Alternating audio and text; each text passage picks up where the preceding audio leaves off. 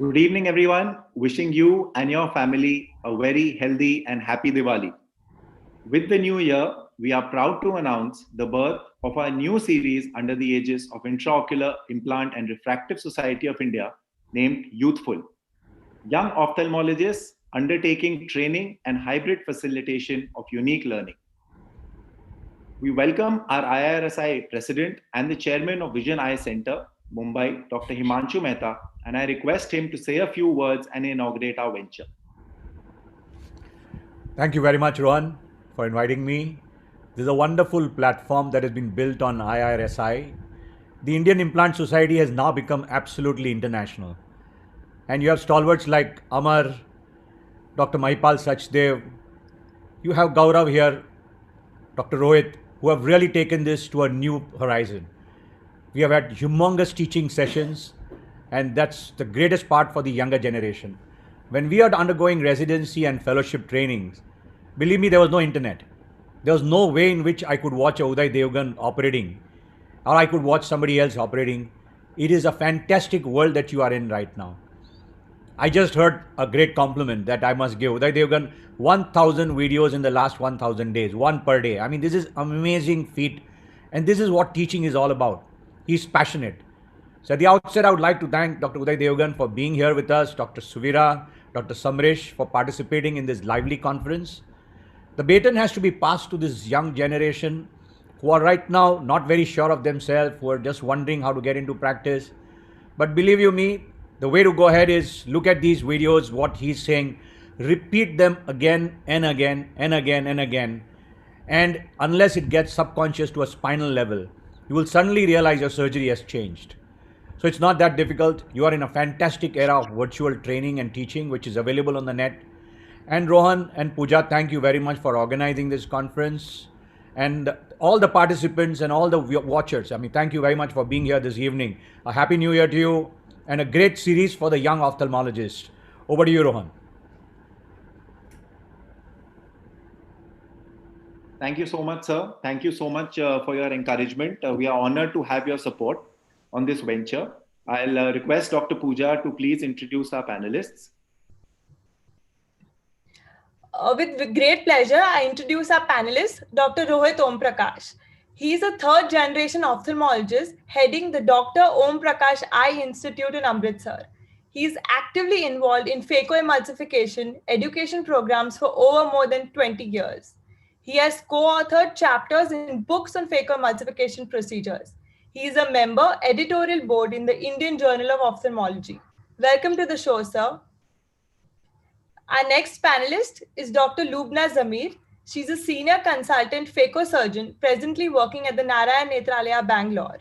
She's in charge of the phaco and SICS training program at Narayan Netralaya. We welcome you, ma'am. I would like to introduce Dr. Gaurav Luthra, Chairman and Academic and Research IIRSI, Chairman Drishti Eye Institute, to say a few words and inaugurate the session.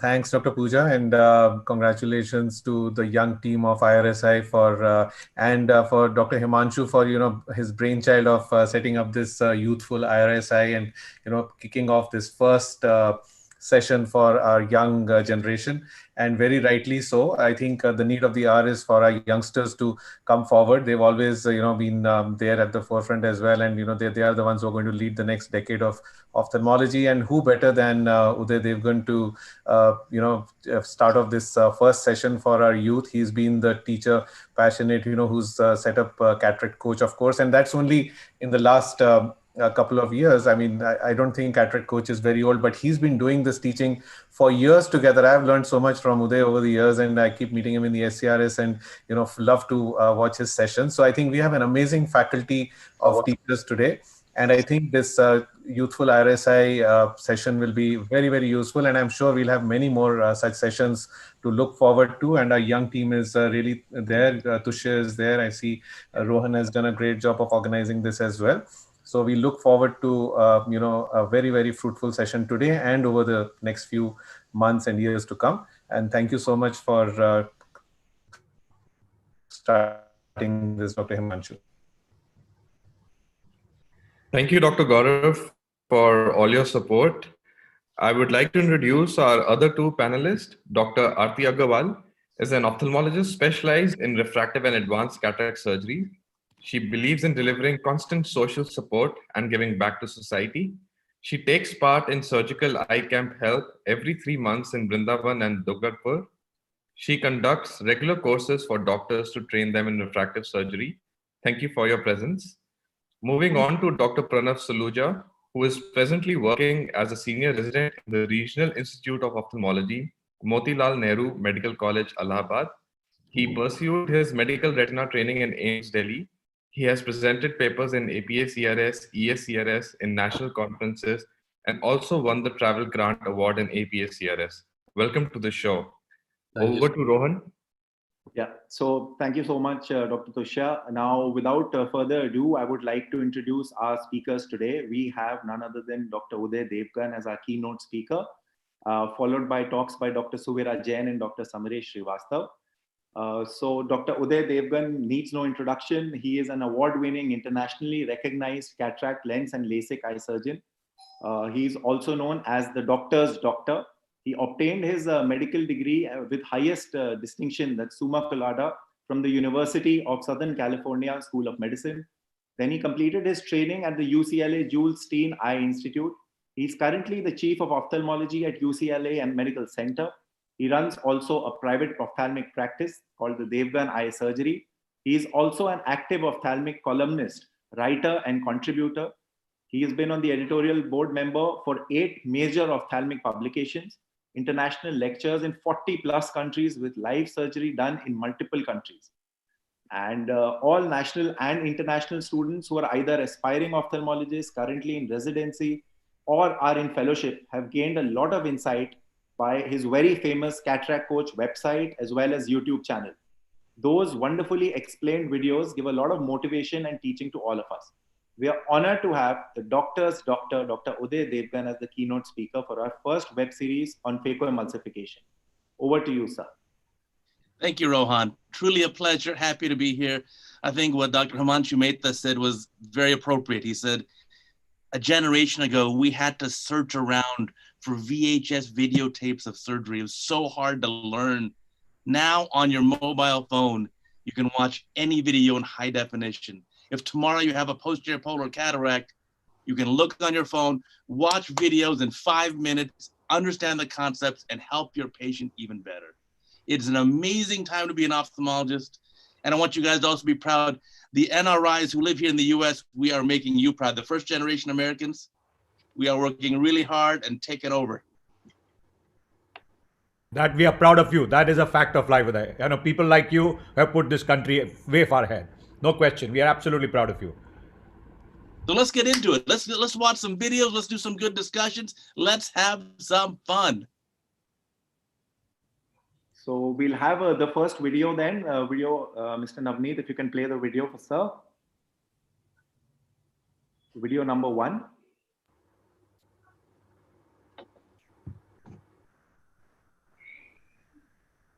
And remember, to all the audience, you can also stream these videos anytime you want on cataractcoach.com. Everything's there. And of course, it's free.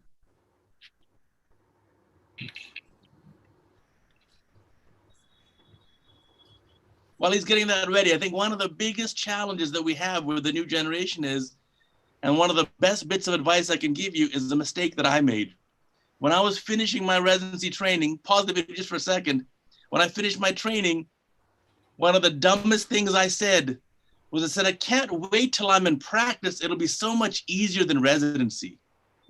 And as you, of course, now you know, residency is not that difficult. It just seems like it is at the time. And your practice in the future will be even harder.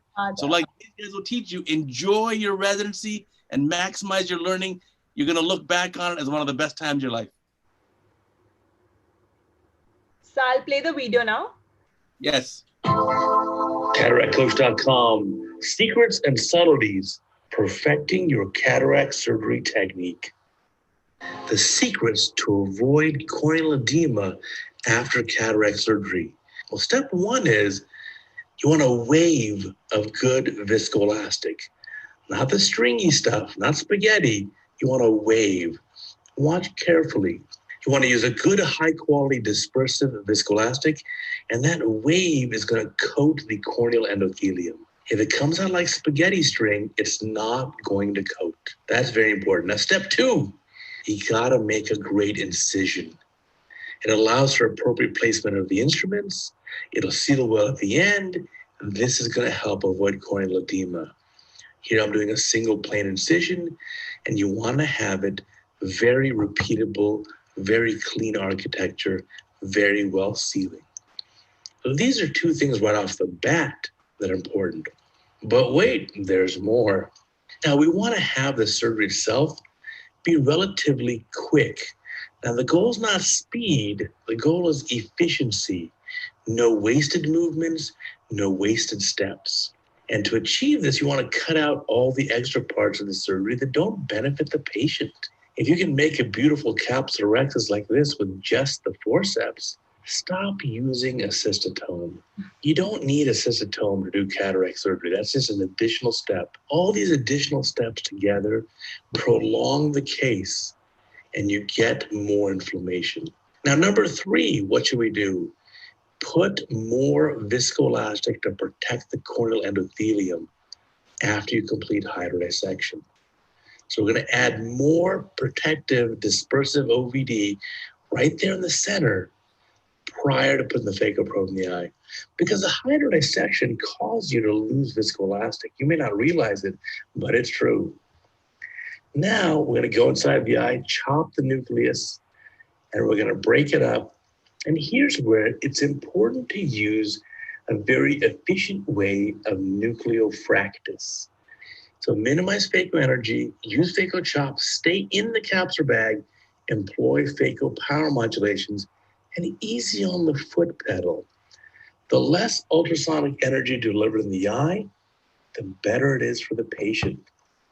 So use a pulse mode, use a variable duty cycle, and be judicious on your delivery of phaco energy.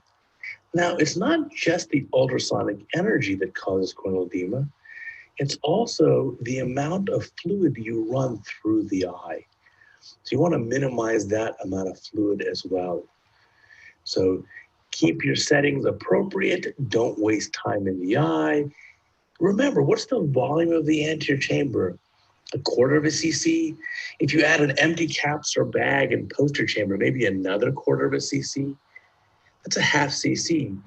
If you're going through more than 1 bottle of balanced salt solution, well, 1 bottle is probably 500 cc's.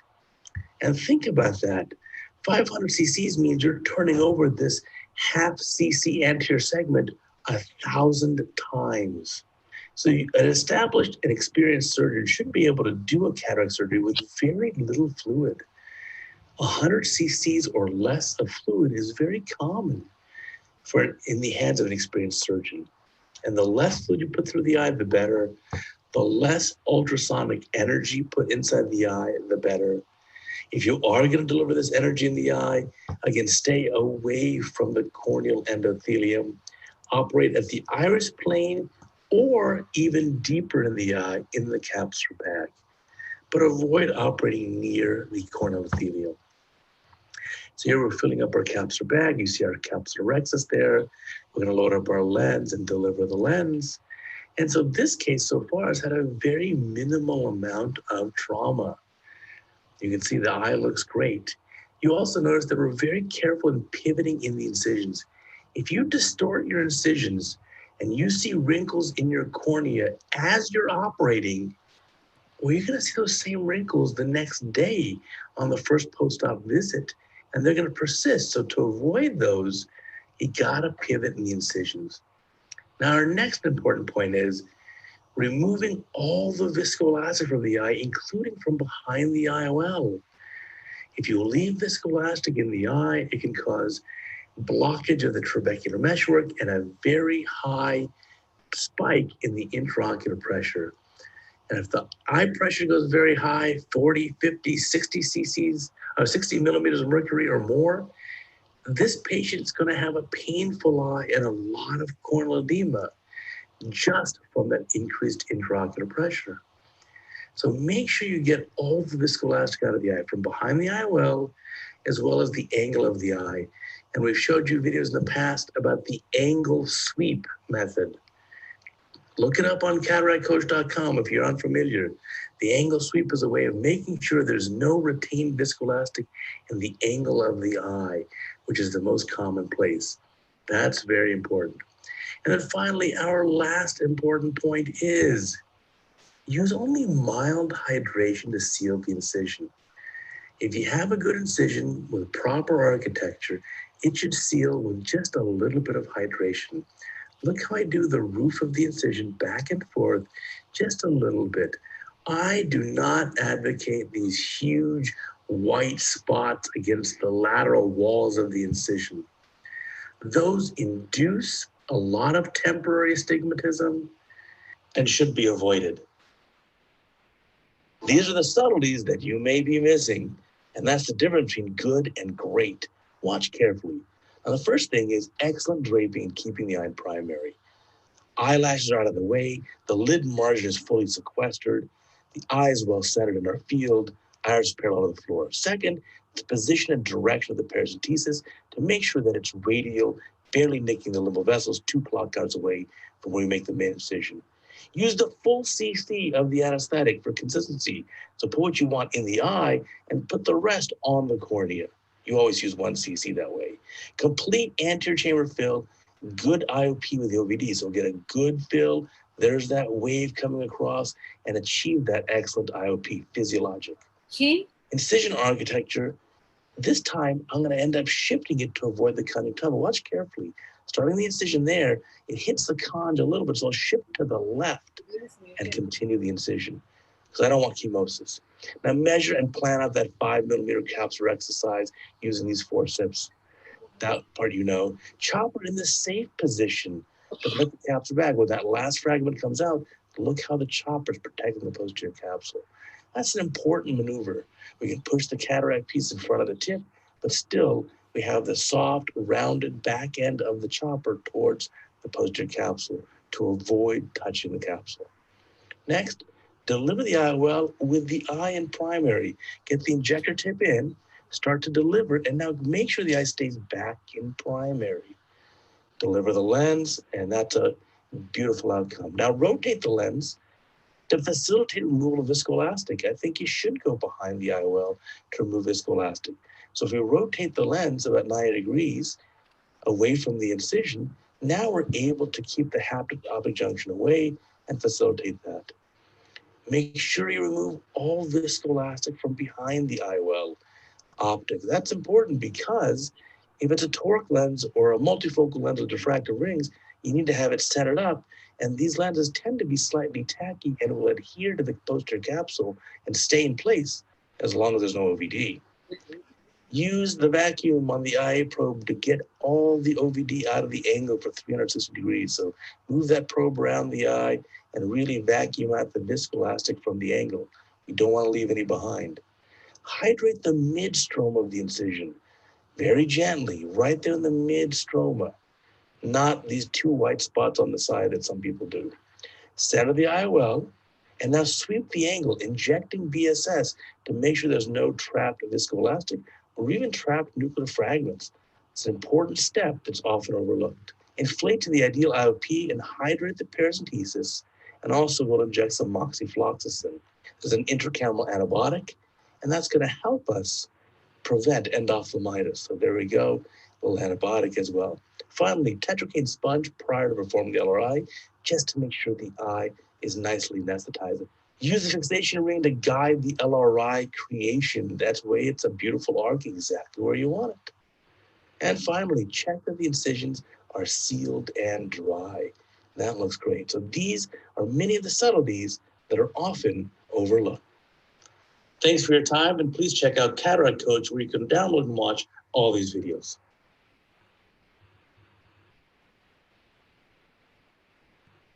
All righty. Thank you so much for the wonderful presentation, Dr. Uday. It was indeed a pleasure learning live from you. I would like to ask the panelists, Dr. Rohit Om Prakash and Dr. Lubna, to share their opinion. I think it was a perfect surgery, if you ask me, because one thing which I have learned over the years: respect tissues, and tissues will respect you.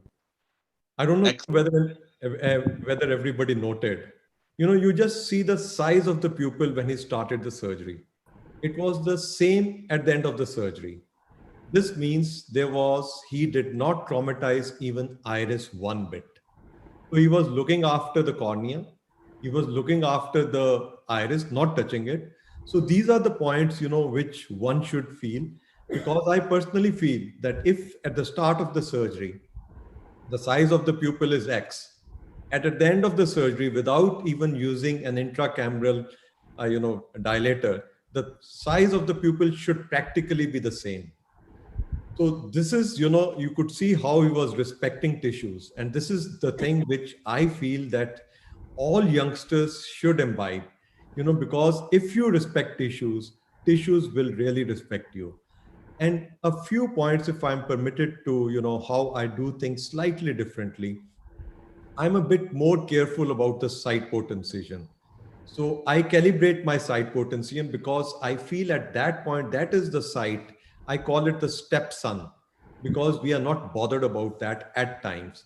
So if we do not allow inappropriate efflux of the fluid from the side port incision, that will further add to the stability of the anterior chamber. That point, I feel, if we can, which has become a regular thing in our practice, that we calibrate the side port incision. And another point which I feel at times which we can also do is that when we feel that the nuclear pieces are slightly on the harder side, and when they are bouncing towards the corneal endothelium, you can put your chopper in between the phaco tip and the corneal endothelium in a horizontal way so that it shields the corneal endothelium for that matter. So these are a few things which I have been doing in my practice. But for all the youngsters, I would say that when you watched Uday's surgery, it was perfect 10 on 10. Thank you, Rohit. Very important pearls there. Remember, cataract surgery takes a few years to learn, but a lifetime to master. One more point to share that I would like to mention is 70% of your job is done if you have a good rhexis. You know how quietly, coolly he made a wonderful rhexis. The problem starts when you have a very small rhexis or when you run away on the side. He made a wonderful rhexis and he protected his endothelium with minimum fluidics. So the wound construction, the endothelial way he protected the endothelium for the cornea to be good, and minimum movement in that central few millimeters he moved. He never moved to the side. And the most important was his aspiration port. It was silicon tip. Most people are still not. Am I right, Uday? That was, so you don't traumatize. Right. That's something which we don't have very common in this country. So something very important. It is so friendly to the posterior capsule, to the iris. It's very, very friendly. It doesn't traumatize them like a steel cannula. So you can't tear a posterior capsule even if you jump on the posterior capsule with your silicon tip. Am I right? That's something very important take-home message that you give. For sure. And then for the young people, all your professors here in this conference will tell you, cataract surgery is built everything on the previous step. A bad incision leads to chamber instability. Now you have a bad rhexis. Now you have that all goes downhill. That's why it's such a tough surgery. Yes, Dr. Lubna, your opinion? Can we have your opinion, please? Thank you. Devgan sir, it was a pleasure to watch you as always. I'm a big fan of cataractcoach.com as well. Thank you. My suggestions are that when I'm doing phaco instruction, one of the things which you already highlighted is making incisions well is very, very important right at the onset, because it saves you. It comes as a saving grace, even if you've had a capsular rent, if you have a nice taut incision, it helps you at least, it eliminates the need for a suture at the end. One more thing which we can do to protect our incisions is to make sure that the instruments that you're using, especially your side port blades or your keratome, are sharp. Many a times, even if you're using a fresh one, right in the box itself, maybe the tip is just slightly bent, and the amateur surgeon is so much in a hurry to get in and just start with the phaco surgery that the attention doesn't go there. So attention should go to the sharpness of the blades as well. Second thing which I heard you say that you insist on phaco in the bag, but I have seen amateur surgeons be very scared about going a little posterior because of the fear of having a posterior capsular end. So just to put them at ease, I tell them, make sure you don't move above the pupillary plane.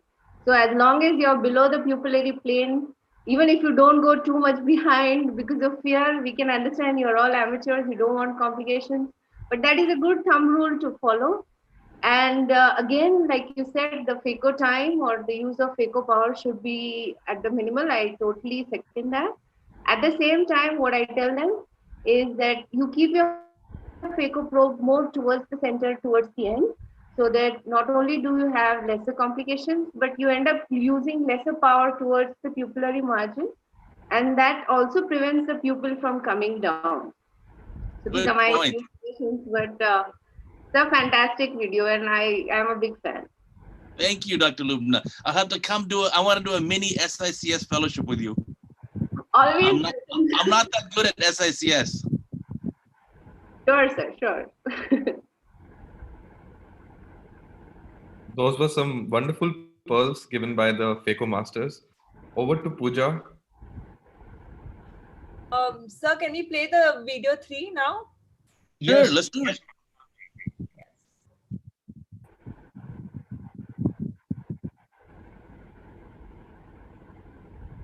This is a very important video for the young people. If you're in your training, if you're 35 or younger, this is what you need to learn. This is going to change your entire career.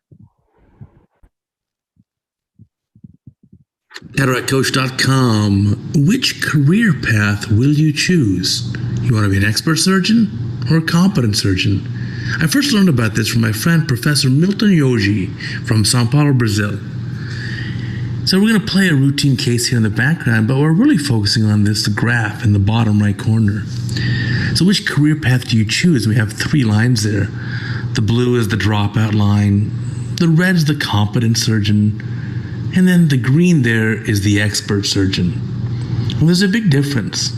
You see, the dropout surgeon, just within a couple of years, hits that frustration barrier in trying to learn surgery.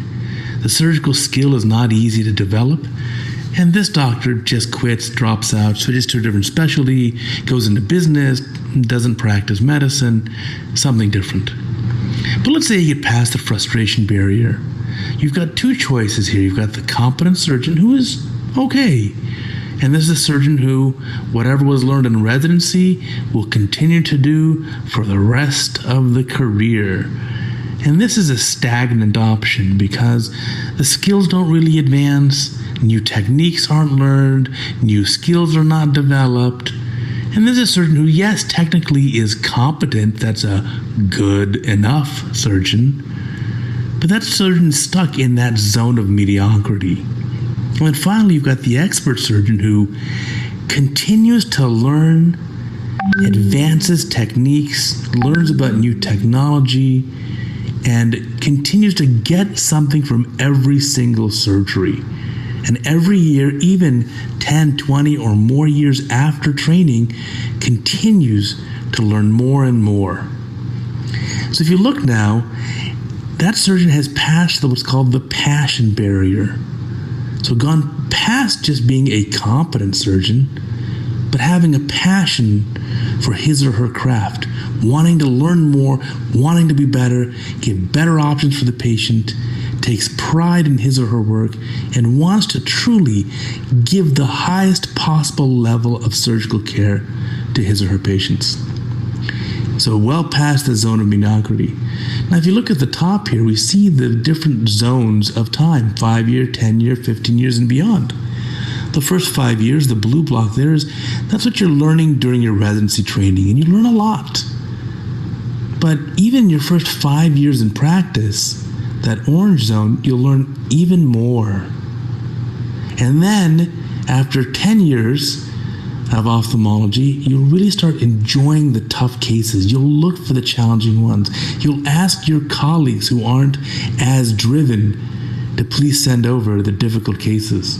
And it'll be a source of pride for you. And you'll learn so much more, even though your training was 10 years ago. And then finally, the green zone there, you'll be in the Master of Surgery.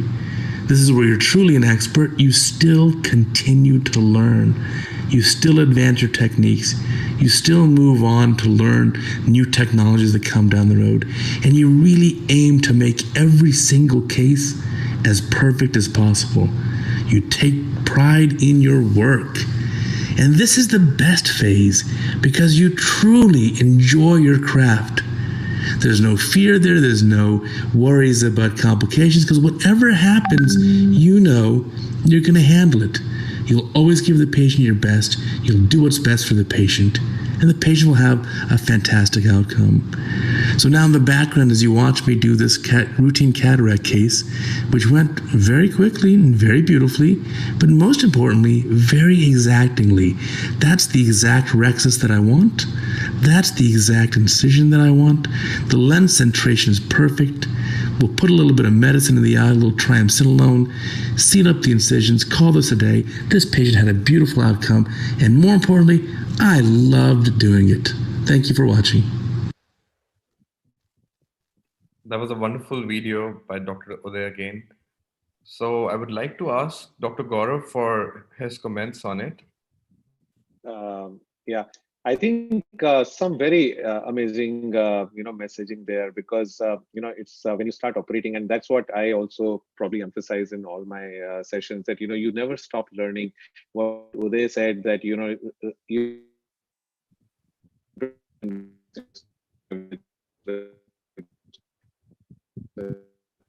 so keep improving upon yourself, keep improvising, keep raising the standards.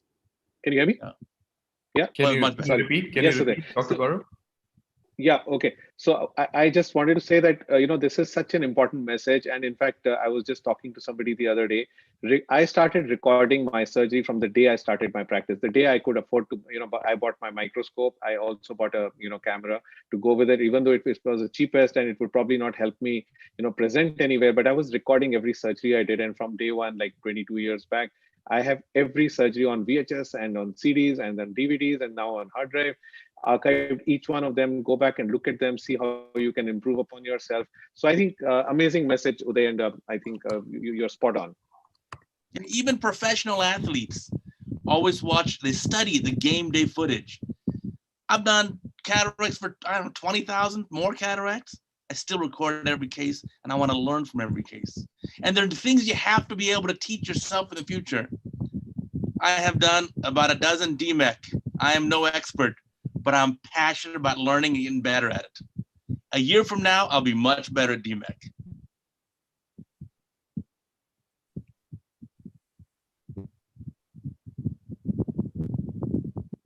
Anybody, any more comments? Or we'll move on to the next video?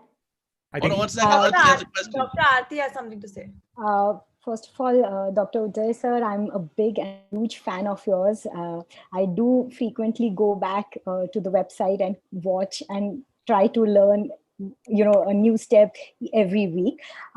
I would just like to mention to all the young ophthalmologists, one thing which I observed while watching both your videos is that, you are so grounded and so humble that even being such an eminent and such a big phaco surgeon, one thing you did not forget to mention was to drape the eye perfectly. That is something which, like Dr. Lubna said, that, young doctors, they are so enthusiastic to start the surgery that, these minor points could be missed. And we all know that how important it is to keep the eyelashes and, the area clean and neat. So that is one thing which I really enjoyed watching. And of course, seeing your surgery is a treat to the eye.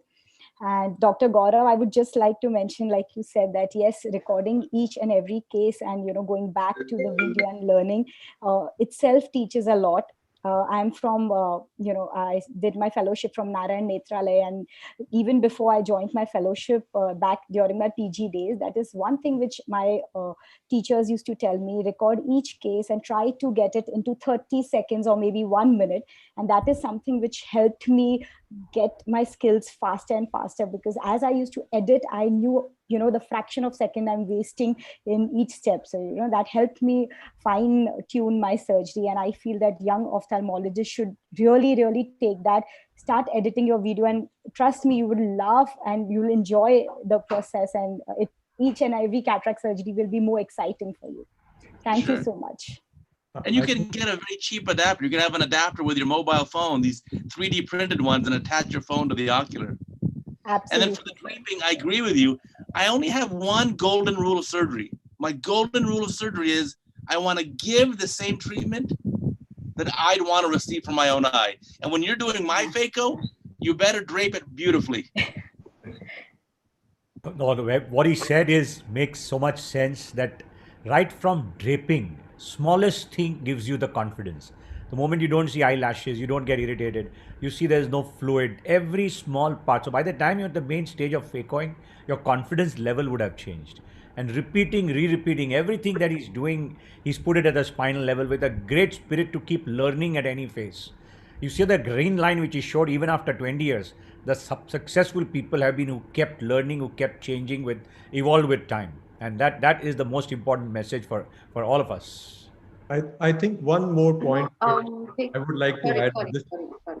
Yeah, I fully echo with Dr. Gaurav, because recording every case is the most important thing.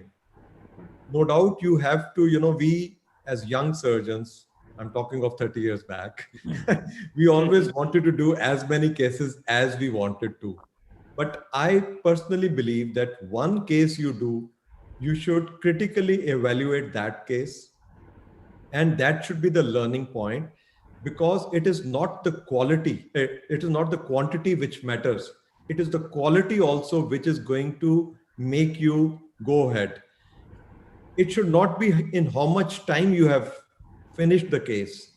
The idea should be how good you have done it. And if you move with that concept of doing it with the nicety as much as you can, what should I say, shortening of the time will gradually come as and how you grow. So in the initial stages, the youth want to do it fast. Don't do it fast, do it in a quality, nice way. That should be the basic concept. Yeah. Absolutely. I just wanted to add to that. What you guys have mentioned is absolutely spot on.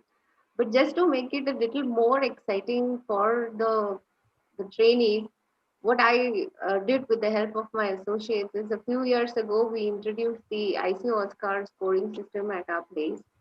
And what we used to do is, we used to preoperatively assess the severity of the case before giving it to the trainee using the Najar Award score, and then accordingly allot the case to the trainee, and then assess each and every step from a scale of 2 to 5 using the IC Oscar system. And then it not only helped us to work well on that particular step which the surgeon or the trainee is continuously flowing, but it also made them work more diligently and more focused way, so that they can work exactly at the weak point. And I have seen that even the learning curve has become steeper with that.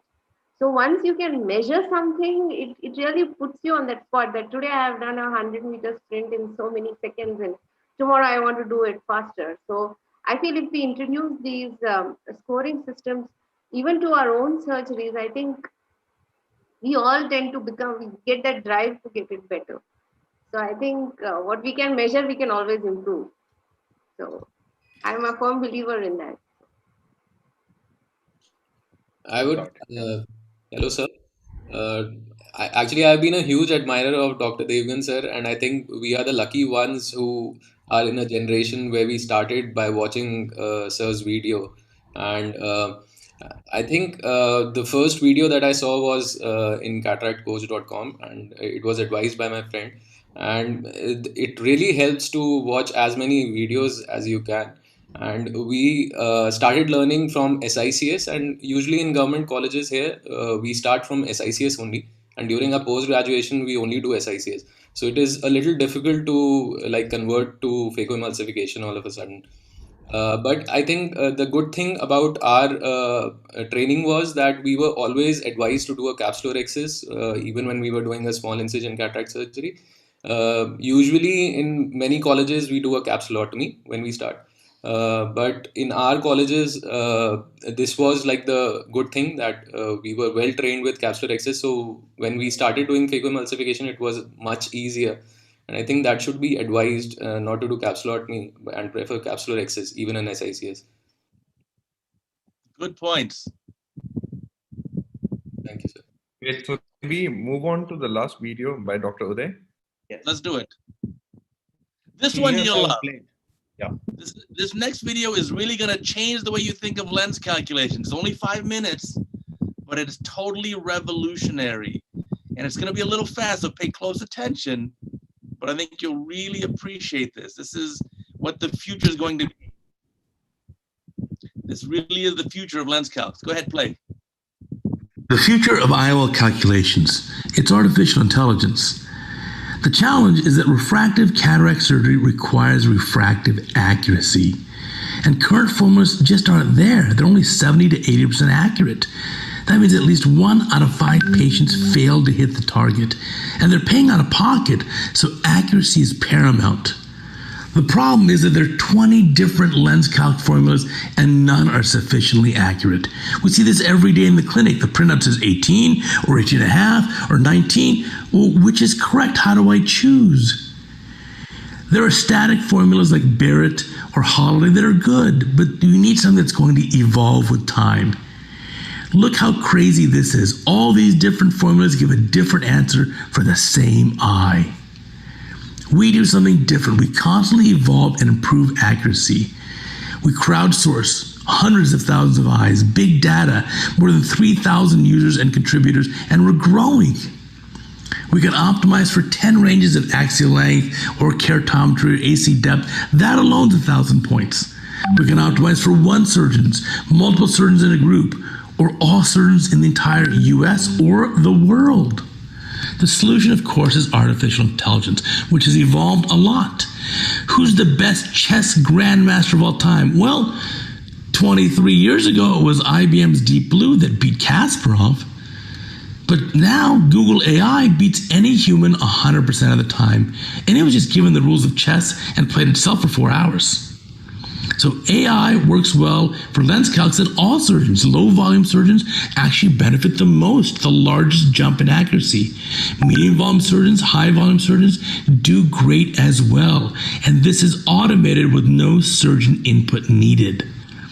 Here's a great example of a surgeon who is 82% accurate with Barrett, but with our AI approach, 94% accurate. And we can apply this to any surgeon.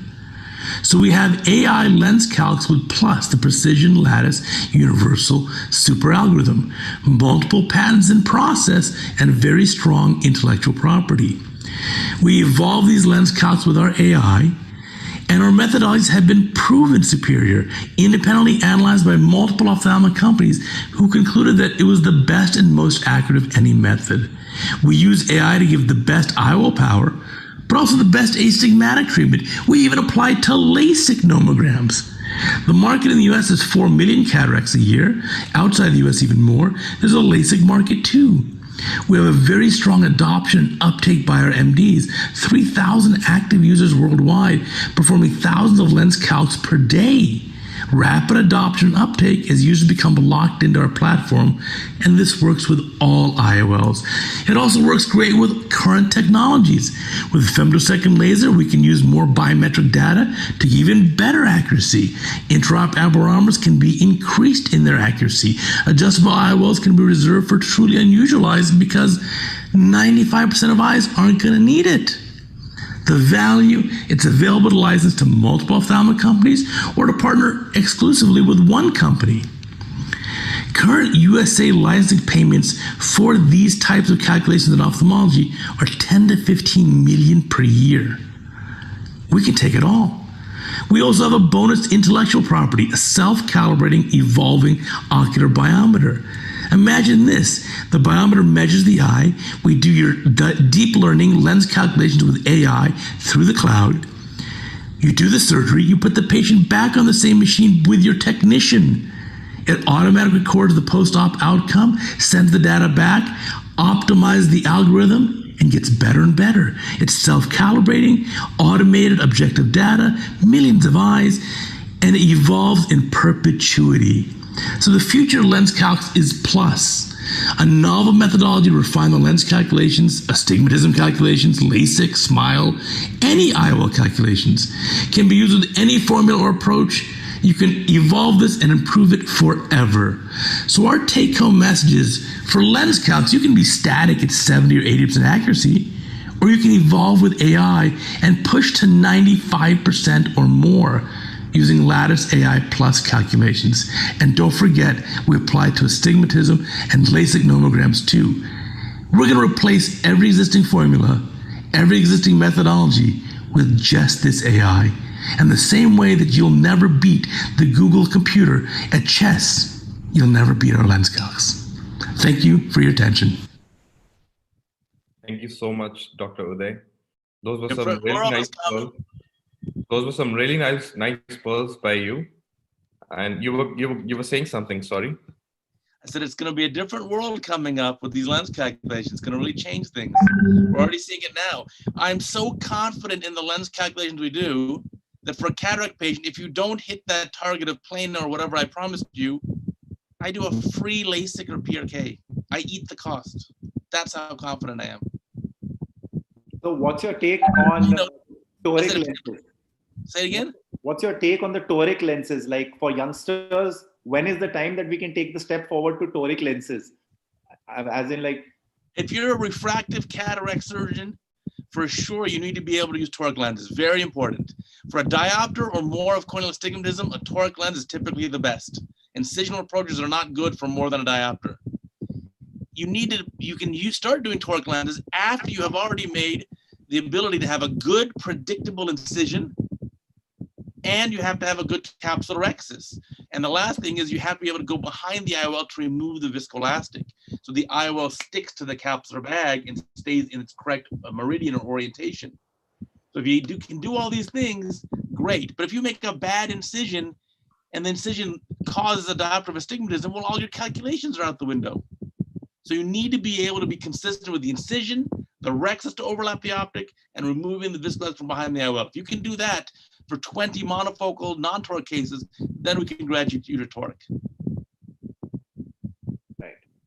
What's your take on hydroimplantation of lenses, especially during toric, and not using a viscoelastic? Even better. So hydroimplantation, right, is using the infusion to keep the eye inflated through the paracentesis and implanting the lens without putting in an extra viscoelastic in the eye. Works great, but it's a more advanced technique, not for the younger surgeon. In my surgeries, you see, I use two viscoelastics. At the beginning of the case, I use dispersive to coat the endothelium. And then at the end of the case, to fill the bag, I use a cohesive, which easily washes out. And so if you want to do hydroimplantation, even better, but that's a little more advanced technique, not for the beginner. I know that Dr. Mehta sir and Dr. Gaurav sir have worked with Mr. Warren Hill, Dr. Warren Hill. So I would like to bring them in with their experiences for the AI-based formulas. Yes, in fact, Uday, I was keen to ask you how the LADAs. I don't have experience with the LADAs formula. How is it different from the Hill RBF, and like where do they differ really? Great question. So Warren's a great guy. The Hill RBF's a good form. You should definitely look into it as well.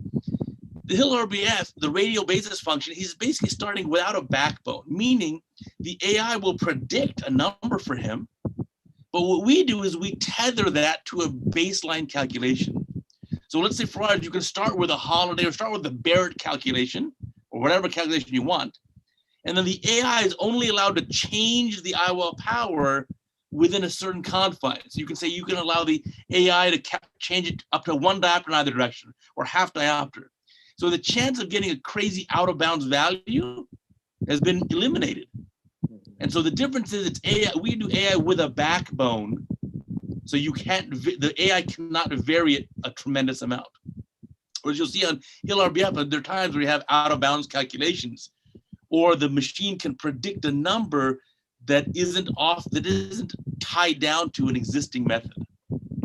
So where Plus comes in with Lattice Plus is you can start with any formula you want, like Holiday or Barrett, and then the AI can adjust it within your desired parameters. I got that. So I just wanted to know that how many, Hill RBF is growing from the 1 to the 2 to the 3. They've been increasing their numbers. So is the LADAs constantly increasing? Like, is it happening in real time? Like when you're using it on the cloud and, more and more people are using it, and how are you getting the feedback from surgeons about what their outcomes were and how many surgeons involved, like how many testing sites are there? If you go to iolcalc.com and you register and you get an account, you can do freelance calculations on our site. There's in one of the tabs, you can then go back and put your post-op data. Okay. You put the IOL you used and what was the refractive outcome. Then the AI will hone your specific library. Like I've got thousands of eyes in my own personal library. And the only time that the AI doesn't use my library is if I have a very unusual eye, a 19 millimeter axial length or a 34 millimeter axial length. I may not have a tremendous number of patients in that one zone. So then it can use the full library of all surgeons. But if you submit your own data, like the example I gave was a surgeon in Florida here in the US, he is 94+% accurate now, which is much better than he achieved before. And it's based on his own actual data. Wonderful. So you have your own A constant kind of thing developing on the side. And then of course, if you need to fall back on other. No. An A constant is a fool's game. Because the problem I understood. It's like your personalized AI, right? It's your personalized AI, but then you can also take the help of a lot of other people who have put in all their data and, so that can help you tweak it even further. I got it. Just so the audience understands, the young residents have to understand, an A constant changes all eyes up or down. But you can't treat a myopic -10 eye the same way as a hyperopic +5 eye. But yet, if you change the A constant, it just raises all of them or lowers all of them. And that doesn't make sense. We instead evolve the curve. And instead of just optimizing one A constant, again, we optimize 1,000 points. 10 ranges of K, 10 ranges of AC depth, 10 ranges of axial length. 10 by 10 by 10 is 1,000. How long is the data? Because Uday, everything about AI ML is about data. The number of cases, the more the number of cases, the better the data, the output that you can get. So has this been a long period, 5 years kind of study that you've had? iolcalc.com. I registered that name. You can look this up. July of 2000, 20 years ago. Okay. So you have a huge database which you're working. And the AI is constantly evolved. And then now we first published for the world 5 years ago in 2015, the basics of this. And we've kept evolving it. We're playing our cards a little close to our chest and not revealing all our secrets right now because we're actually in serious discussions with a couple of big companies to have this automatically in your biometers. Dr. Gaurav, I would like to ask you, since you have been on to Hill RBF formula, how do you compare the results with Barrett's Universal 2? And where do you go in for Hill's and where do you go in for Barrett's? And when there's a difference, what do you do in the two calculations? So there are three. Nice question, Dr. Rohit. In fact, we were with the Hill RBF, we were one of the beta testing sites for, the initial data that was used. And then, of course, now it's grown beyond it. So in India, we were doing that for Dr. Warren Hill. So today it's evolved so much beyond what we started with.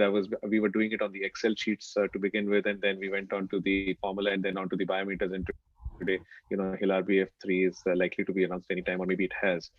The thing is that for me now, on my optical biometer printouts, I have the Hill RBF and I have the Barrett's most of the times, and they go hand in hand. I mean, very typically, I think in 99% or 98% of cases, they will probably be pretty close. And it's very difficult. The only good thing I find about the Hill RBF today is that, it tells you those cases which are out of bounds. Now, out of bounds cases are those eyes which are, probably the ones which are outliers. They will have not the right combination of the axial length to the keratometry to the AC depth.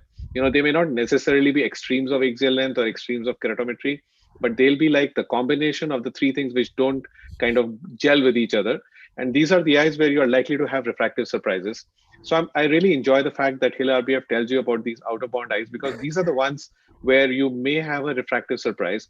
And there you would want to go back and look at them more closely. And there, so I typically use Hill RBF now to predict those eyes where, if they are out of bound, they would be those eyes where I will go and look at the 2-3 different formulas and make sure that I have it right. Otherwise, I may end up with a refractive surprise. Otherwise, I think Hill RBF and Barrett's are pretty much very close to each other. And I haven't really found too many eyes which, were one or the other. But if I did have too much discrepancy between the two of them, I would probably calculate again and maybe use the SRKT and maybe use the other formulas as well, and then try to see why is that showing up as a difference. And usually you'll find the reason. Maybe Uday can comment on this as well. Uday, I would like to... My best advice for you is, if you're putting a monofocal lens in, myopia is a gift. Choose the higher lens power. You see, I got a bit of gray hair here. I'm not wearing reading glasses because I'm a low myope. What a blessing it has been. I don't mind wearing my glasses to drive, but I want to function all day indoors being a low myope. So anytime there's a question, just choose the higher lens power for a monofocal lens. It's a no-brainer. Agree completely. What is your percentage of monofocals and multifocals in your practice? We do things a little different. So I'm not a salesman for lenses.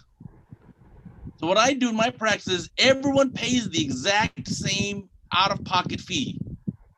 And then whatever lens I think is best for you, you pay my surgery center the actual wholesale cost of the lens. In the US, a monofocal lens will be essentially $0 or $150 if your insurance doesn't cover it. A toric is $450 US, and something like a Panoptics will be $950 US. That's US pricing. So I don't want to have to push a multifocal lens just to get paid, because the truth is less than 10% of my patients get a multifocal lens. And I would not put a multifocal lens in my own eye because I know what I like. I want to be a low myope with a monofocal lens. Yeah. So do you do monovision if you're a myope? Yes, sometimes I will. I'll give you some good hints here. Yeah. So you can do a little mono. Let's say you do plain on one eye and minus 125 in the other. Sometimes the patient will say, well, I don't know, I don't like this minus 125 eye, or it doesn't see so well.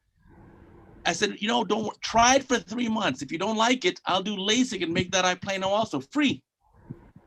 Then they come back in 3 months and say, I think I want that LASIK.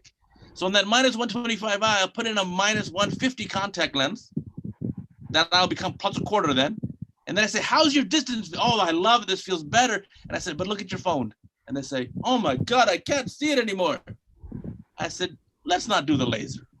You use the monovision.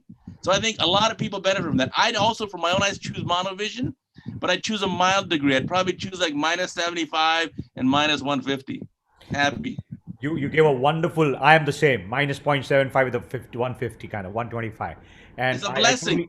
I totally agree with you that micro monovision in any kind of surgery, or a monovision with a monofocal, even with a multifocal, I go with the micro monovision. Because if a patient cannot read their cell phone by evening on the surgery day, they said the surgeon is not a good surgeon. So, yeah. Uday, what's your threshold for torics? Like at what level would you stop using a toric? If you didn't have incisions to do, at what point would you stop using a toric, like for lowest astigmatism? Here in the US, the lowest toric lenses we have, for Alcon, we don't have T2, we have T3. Oh, okay. So in the US, even for J&J or Technis, the lowest toric is 1 diopter of toric correction at the corneal plane. So in US, if it's 0.75 or 0.5, you have to do incisional. Right. So US doesn't have T2s or that level. Great. Intraoperative abrobatory with these formulas coming up, what is the role of that? I think that role has decreased now because with the accuracy we are having, so that really doesn't come into, has lost some of its relevance. Am I right, Uday, for that matter? So we have everything in our surgery center. So all of our 8 operating rooms have intraoperative aberrometry. I use it 1% or less of the time. Yeah, that's what I mean. Yeah, absolutely. Absolutely. It's not very useful. And remind you, like I said, I promised the outcome, I delivered. If I promised you plano and you're not there, I will do your LASIK for free and you will be happy. I think that's raising the bar. That's what it is. Yes. Now, on a note, on a corollary to that, tell me, that must be less than 1% of your population who needs the LASIK, actually, looking at the way your surgical precision is. What is the percentage which gets in for exam or laser after that? It's probably a little bit more. It's probably a couple percent. It's certainly less than 5%. But remember, like I said earlier, I'll always choose that slightly higher lens power if there's any question. And a little bit myopia, being -0.5 instead of plano, you got to enjoy that. That's not a big deal. So I just don't want to land on the hyperopic side. So do you prefer PRK or you prefer a flap-based procedure to correct the refractive error? Great question, Aarti. So it depends on the patient. A lot of times the older patients have a small pupil, and the young people cry with PRK. It hurts so much. The old people don't even blink. That feels nothing. You give them a topical NSAID, they have no pain at all. So I think you can do a very small zone PRK for small refractive error, but if it's some significant refractive error with some still in it, you're better off making the flap. Just, eat the cost, give them the better outcome. The other advantage of the flap is instant recovery. The next morning, I know you'll be 20/20 or 6/6, whereas PRK will take a little bit longer. And then the final pearl there is the PRK. When you take off the epithelium, only take off as much as you need, but I actually take it off in a pattern, a circle that's not exactly centered on the pupil. So if I need to do a 6mm ablation, maybe I'll take off 7 or 7.5 millimeters, but I don't want the epithelium to close all the way from the sides, and then the last part to close is the exact center of the pupil. That's the worst. So if you make that eccentric, it closes, and at least the last ugly spot to close in the center is actually just outside the pupil. Great. Very good thought. I'd like to ask Dr. Pooja now to introduce our next speaker, Dr. Suvira. Dr. Pooja. We now introduce the next dynamic speaker of our session. She is the clinical head of the anterior segment, cataract, corneal, and phaco developmental program and clinical research at the Bachchuwali Eye Hospital, Mumbai. She is currently the Maharashtra State Head for Women Ophthalmic Society. She is a renowned phaco teacher and has mentored over 800 doctors over the last decade. We would like to introduce none other than Dr. Suvira Jain. Ma'am, over to you. Good evening, all. And thank you for inviting me, Pooja, to be a part of this session. And as you requested, I'm going to talk to you about how one can get started with phacoemulsification. So there is no doubt in any of our minds that phacoemulsification is the gold standard, is the only way forward for moving ahead with cataract surgery in the current day scenario, and it's here to stay. Therefore, learning phacoemulsification actually needs to be an integral part of each and every postgraduate training program. And I'd like to share with you a few points in how you can actually make that turn from a dream for most aspiring students to a reality. Education, my friends, is not really about learning facts and reproducing them, but it's about training the mind to think. At the outset, I'd like to say that, even before you're so anxious, students come and they're ready to go. The first and foremost, they need to do their groundwork and get hold of enough data that they can look at. And as Dr. Devgan said, this is the best time. Everything is online and everything is possible. You can't discount the importance of books, what I call the practical theory aspects, of course, the phaco-dynamics and understanding the setup of machines, venturi versus peristaltic. All that can be learned from books. But there are also many textbooks that show you in a practical theory way. They will show you how steps are to be done. Of course, the best way of actually doing it is observing surgeries. And I would suggest that all of us know that we can go to so many people and watch them operate online on YouTube on their particular channels. And I think it's very important to take the ones with the voiceovers because you actually understand what it is they're trying to say. I think even in your institutes as students, you should always talk to your seniors if you can get a possibility of, sitting, watching, observing your seniors at work. And yes, they may not want to be disturbed when you're operating, but you can note what they're doing, pick up what they're saying, and always catch them for a few minutes later and learn from them what was something different, what is a question you had, what was something new in a step that you observed, and they would be more than willing to see your enthusiasm and teach you whatever you could. Clearly, each and every case that you watch is going to teach you something else because even that master surgeon with each and every case is most often than not learning something else. And of course, eventually, I think it's well worth getting into a training program where you actually learn hands-on the different skill sets that would be required to go ahead with phacoemulsification surgery. So making that transition into phacoemulsification consists of a triad of three things. One, your existing mindset and the way you need your mindset to change.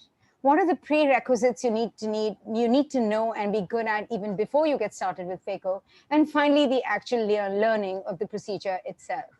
Now, the mindset, of course, when you just go, most students who come and tell me, listen, we've never even seen or held a phaco probe in our life, and I tell them that's exactly why you're here. You got to be comfortable and easy. Of course, this is the point where you think it's impossible for me to get to where I want to get. I don't know. Am I ever going to be able to do it? And slowly but surely, when you start doing few of the steps and start achieving reproducibility in few of those steps, then you start understanding a little more. You get a hang of nucleus disassembly. You manage to emulsify the first nucleus. Then you manage the IA and the IOL and the complete surgery. And that's how your mindset slowly but surely shifts from impossible to being absolutely confident. As a student who's wanting to learn, it's very important to be one who understands, comprehends, and then executes, rather than one who just, tend to have that mindset of jaldi se khatam karo, just finish the case and get it to the end. So there has to be a deep understanding of each and every step and why you're doing it, and not an aim to just finish it and not knowing why you're doing any step either.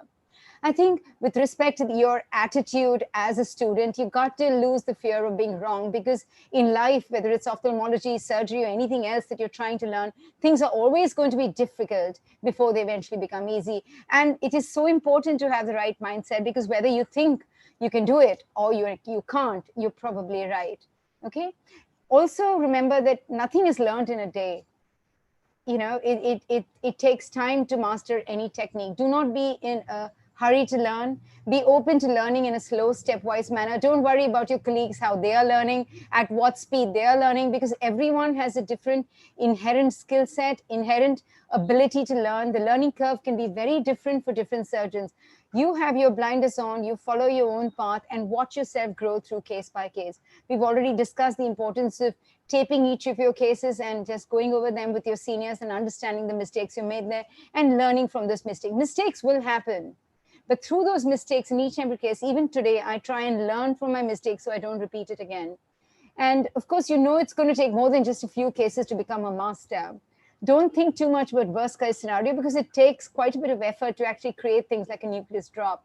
And of course, never listen to anyone who tells you how difficult it is. But assuming you're on the path of wanting to learn phacoemulsification surgery, these are certain prerequisites that are absolute, something that need to be done. One, you need to be very good with your binocularity and depth perception.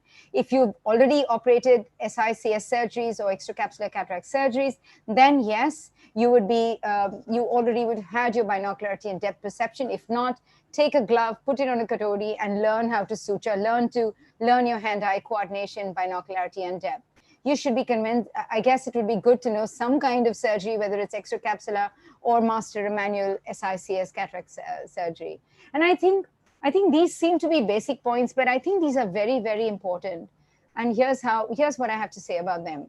Be very comfortable in how you're sitting. The first thing you need to know is, are your foot pedals comfortable? Is your chair of an adequate height that your left foot sits on your microscope foot pedal and your right foot on your phaco foot pedal, keeping a bit of an obtuse angle? Second, you make sure that the oculars are well adjusted to 0. You have the IPD set to what you want. And finally, adjust your table height to get it all together. So first, your feet and your stool. Second, the oculars and the IPD, and finally the table height to get to where you want to be. So you have access to all instruments as well. Getting on to the surgical technique, I think you've got to understand the importance of also proper draping. You cannot underestimate, when you see eyes, as Himanshu was saying, it's going to be disturbing because you don't know what comes with those lashes. Understand the kind of lashes that you have in your center. And when you choose to put on a drape, see how it is done, wrap it the other way around, remove the plastic on the drape, and after you have used an antiseptic to clean the face, make sure it is dry. Make sure that you open out one of the lids as demonstrated here, and then introduce the drape press the drape onto the eye. And the first place that I do press, which is not shown here, is between the inner canthus and the nose, because that's the point I want stuck on. I don't want that loose. So you stick it there with the eyes open, and as you unfurl it, you will find that you got the well-stuck drape on a dried area of the lashes over an eye that is open. And this is important, after which you cut it in the center, and again you can cut it further before actually draping the eye. So this is another video of just the draping. Always drape such that all your lashes are completely away from the field, and do not overexpose your drape, because that can cause positive pressure and other issues there as well. When you come to making incisions, it is very important that we learn to achieve consistency in the incisions. While making your clear corneal tunnel, figure out where your main incision needs to be, figure out that it's radial to to a tangent drawn at that point of entry, make sure you're just within the clear cornea, and make sure you get yourself a nice clear corneal tunnel. There has to be meticulous attention to wound construction each and every time. And don't be happy if you just get the main entry right. Take your time to plan. Your side port entry with a lance tip should also be equally made into a beautiful trapezoid, about 3 clock hours apart. 1 second. I think stabilization of the globe is the other point I'd like to make. You have to have a stable globe when you're making your entry. You can start with the limbs forceps, but eventually when you're going to convert to being a topical phacosurgeon, it's important to learn to use either fixation forceps, or I'm quite happy to use a cotton bud. That makes it very, very aesthetic and less traumatic to the eye. When we talk about achieving a continuous curvilinear capsular rhexis, there are 5 prerequisites before you even start doing your rhexis. 1, you got to make a perfect cystotome. You got to have a good illumination, a high magnification, a perfect focus on the anterior capsule, and a well insufflated anterior chamber, which completely flattens out the anterior capsule. And you have to maintain the anterior chamber depth throughout your capsular rhexis. You start with your rhexis. You can do it with a cystotome, with a Utratus forceps, or with a microrhexis forceps. See the distance between your edge of the rhexis as you're creating it in the pupil, and try and maintain some uniformity. And the aim is to create a perfect rhexis. Now, what if you've got an intumescent cataract? If you've got an intumescent cataract which is tense, it's important to end up releasing some of the fluid here. So the first thing that I would say when you're doing a rhexis in an intumescent cataract is stain the anterior capsule well. Take a little extra time to stain the capsule, and use a cohesive viscoelastic to flatten out the anterior chamber and flatten out the anterior capsule. And what I'd like to do is this is one of the very old videos. Now I would make a tiny little rhexis, decompress the capsular bag, again insufflate with a cohesive viscoelastic, and then complete my rhexis.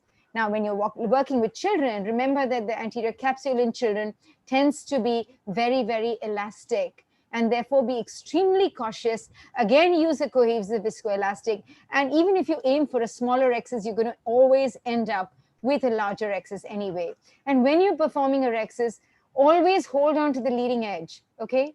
Don't pull at such a distance. Keep regrasping every 1 hour, 1 clock hour, every other clock hour, and make sure that when you end your rhexis, you end it inwards. Consistency is the name of the game. We want a 5.5 millimeter rhexis, which is well centered. And always maintain visibility of your rhexis throughout.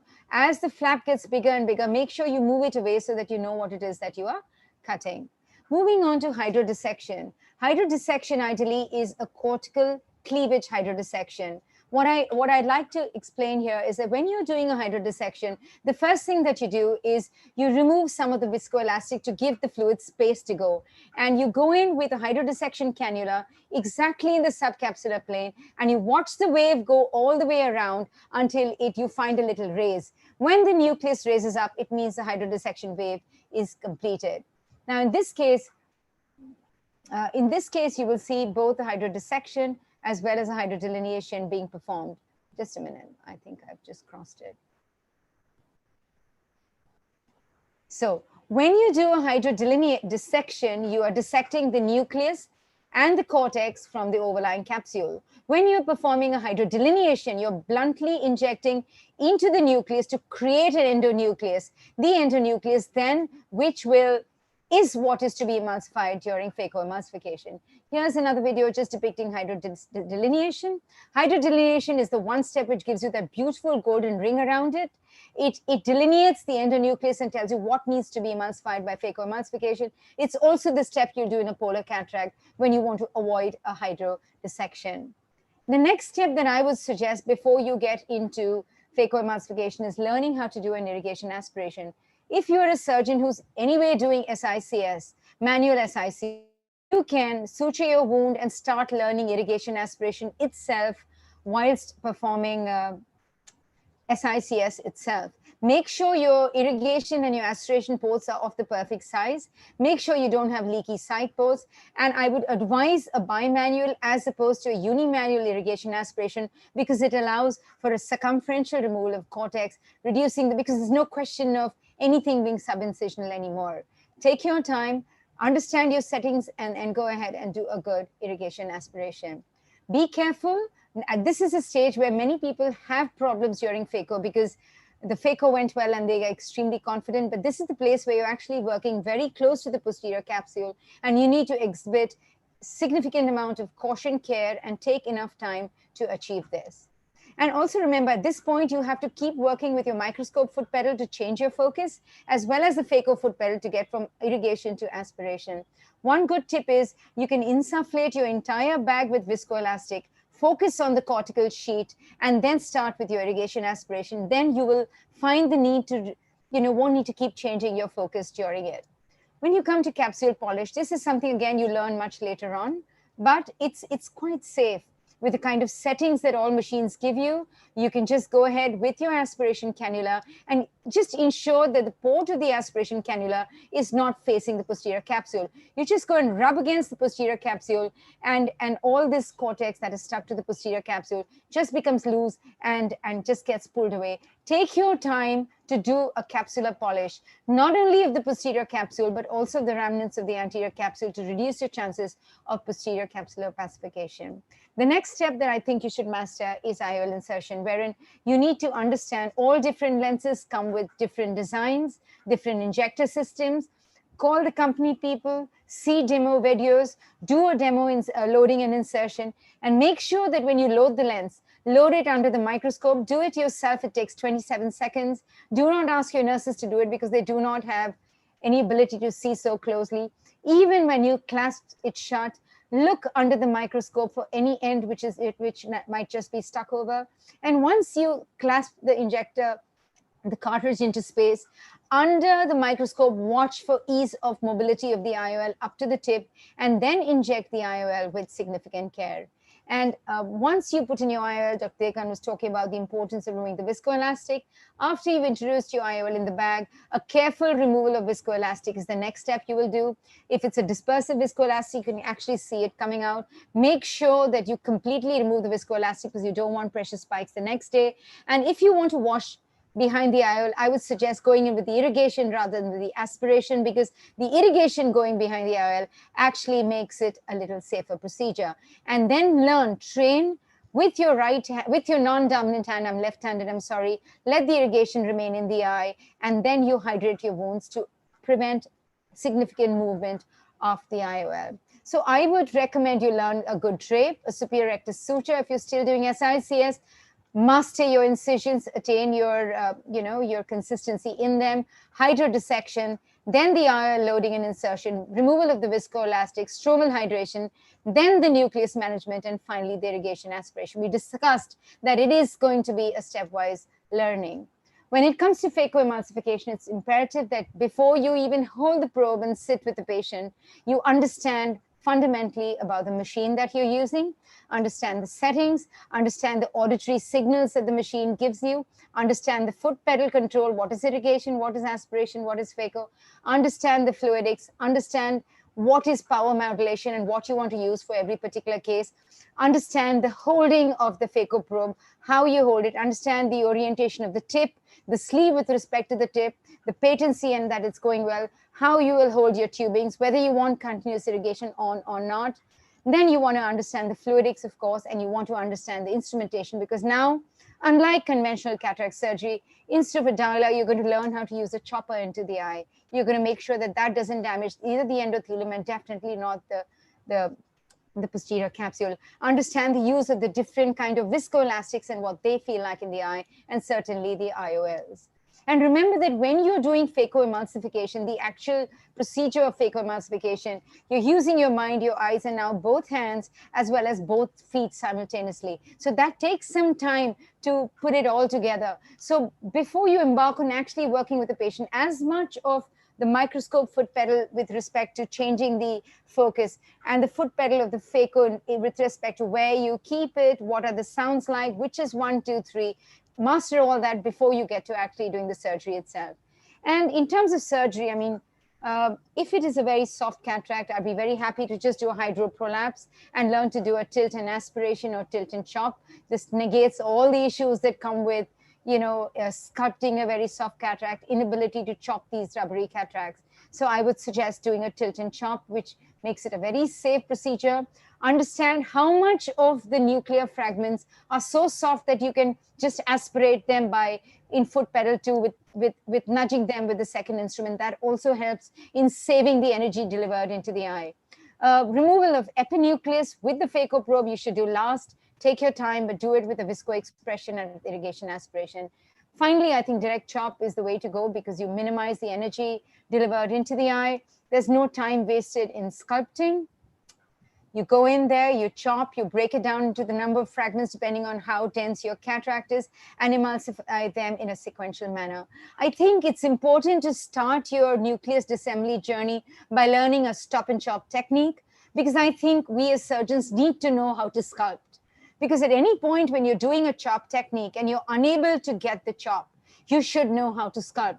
For that, you need to know the dimensions of the nucleus, that it is a biconvex structure. You need to know the technique of sculpting. You need to know you go to 3, you go across, you get to 1, you get back. You need to go how your progressive sculpts need to get deeper. You need to know what the orange glow starts to look like. You need to know what is the correct kind of orange glow you want. You need to know how to then lengthen the entire groove to make it of the correct size. Then you split it, and then you go to chop. And finally, you get to a direct chop technique. Now, troubleshooting and complications happen to all. No one has mastered anything without having problems. But remember that you as surgeons are, when you are left alone to manage a case, when in doubt, you convert. When in doubt, you please call for help. Learn for the masters and understand that beyond any doubt, the priority is the patient's eye. And I guess if you take all these points into consideration, understand that you're going to learn in a slow, stepwise manner, and you're not going to give up, and you're going to learn from everyone and be the best version of the surgeon that you can be, and continue to grow even after you gain what you believe is expertise in this technique. I guess then you've got it all and you're all ready to fly. Make sure that you pay attention to detail, be meticulous, achieve consistency, and aim always at reducing tissue trauma. And remember, it is a slow, stepwise, guided learning based on the deep understanding of the principles of phacoemulsification. And then I believe you're all ready to fly. Thank you very much for your patient hearing. Thank you. Thank you so much. Thank you so much, Dr. Jain, for your insights and the checklist that you gave for everyone to succeed in their endeavors. Thank you. So quickly, due to paucity of the time, I would like to now introduce our next speaker, Dr. Samresh Srivastava, who is currently working as a consultant ophthalmologist at Raghudeep Eye Hospital, Jaipur. His special interests lie in the management of cataract and refractive surgery. He also has a keen inclination to the understanding of the optics of the eye. He is the associate editor of the Faculty of Thousand Journal, the associate editor, Cataract and Refractive Surgery, and a reviewer at multiple international journals. Over to you, Dr. Samresh.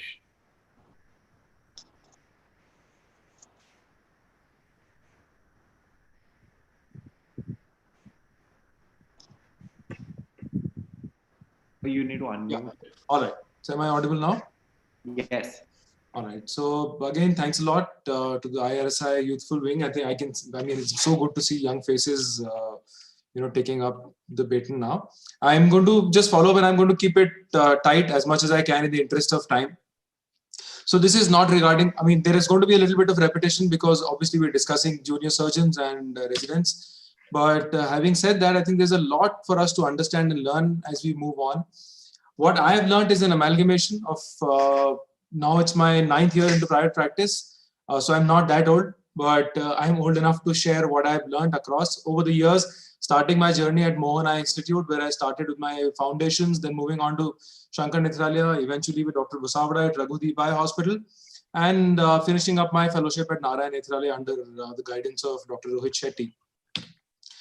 The one thing that I think one needs to understand, and I think most surgeons, senior people in the meeting today will agree, is you have to get the basics right.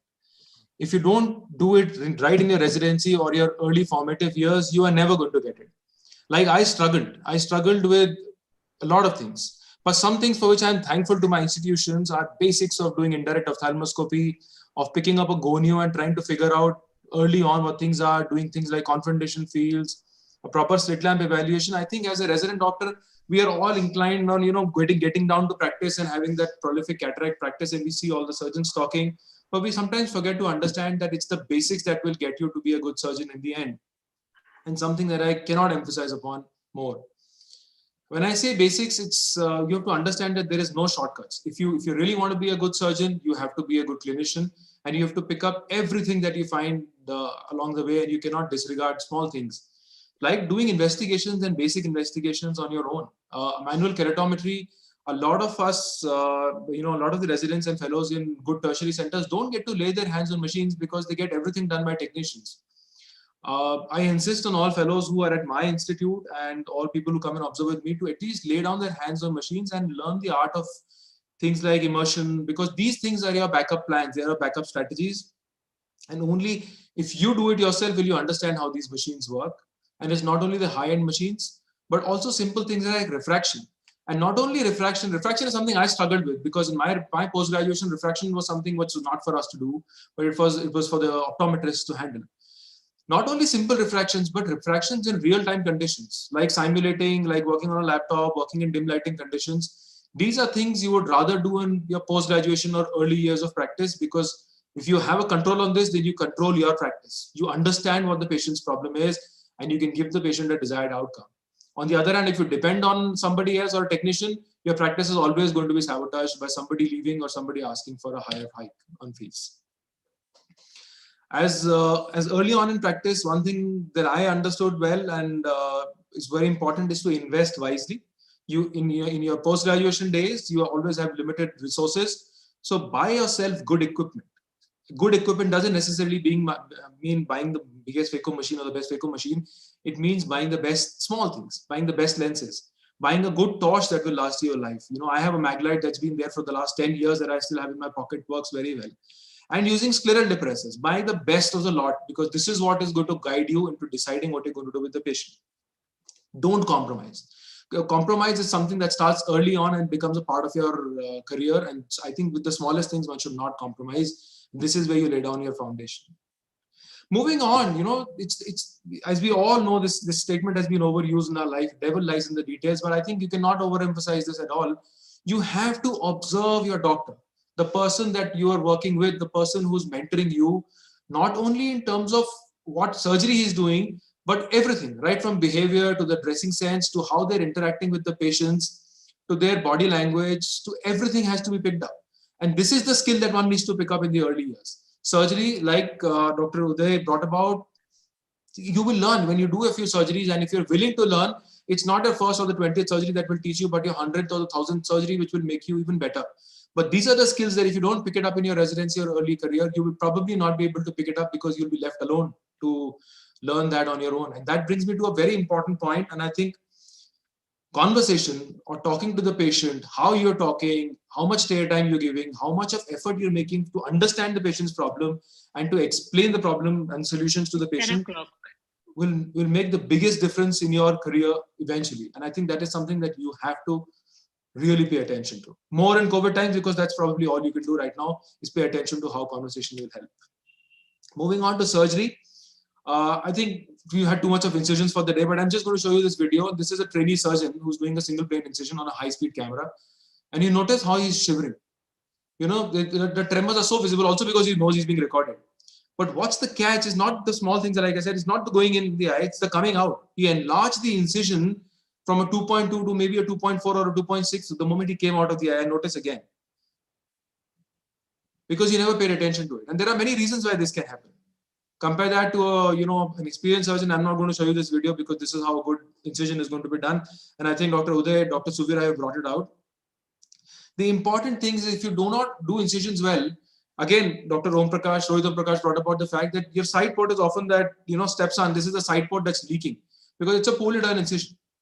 So we are so engrossed in our residency on doing a rexis and doing a chop that we forget that it's the small things that will make the big difference at the end. And I think that's why it's very important to observe each and every step of the senior surgeon who's with you. Not only observe, I think if you get an opportunity, assist. And I think Rohan, thanks for bringing this point up. I was missing this in the morning. You have to assist. If you don't assist, you don't know what the next steps are. You're not intuitive. You don't lay down your trolleys and you're going to, if you don't know how to prime the machine, it's going to come up to you at some point in time. So I think it's very important to do that. Learn to calibrate all your equipment on your own. Not calibrate, if not calibrate, at least check the calibration. Because this is something nobody will tell you. Only the technician sitting in that quiet room in the corner will know. But you have to go inside and pick that person up and ask him to teach you calibration. Because you're not in this whole ophthalmology for a short run of your residency. This is a long struggle. It's a long life. What you pick up early will lay the foundation of what you do later. Again, like Dr. Suvira said, get your ergonomics sorted out. This is, this is a 1FR. This is what I trained on. And I didn't realize the problem that I was facing, struggling with my neck posture until I started operating on a better microscope, where I could have a better posture, get my neck in order, and far more comfortable surgery. It translates not only to your comfort, but translates to your surgical performance at the end, because you feel so much more comfortable.